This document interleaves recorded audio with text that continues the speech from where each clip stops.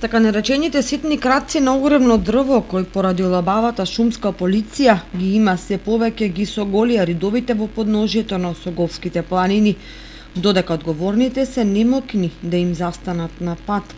Се жалат и сопственици на приватни шуми, каде натрапници ноќе им ги касапат дебовите дрвја, но заштита од никој од никаде.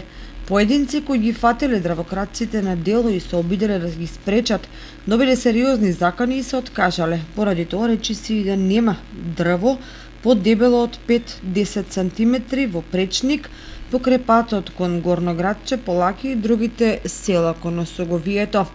Луѓе кои постојано се во планинските предели не сакаат јавно да проговорат за појавата на бесправна сеча, меѓутоа зад камерите сведочат дека има поединци кои буквално живеат од дрвократството. Сечат на црно, транспортираат на црно и продаваат под цена. При тоа превозот го вршат главно со прилагодени патнички, моторни и теренски возила, во кои можат да складираат и до 1 метар просторено огромно дрво.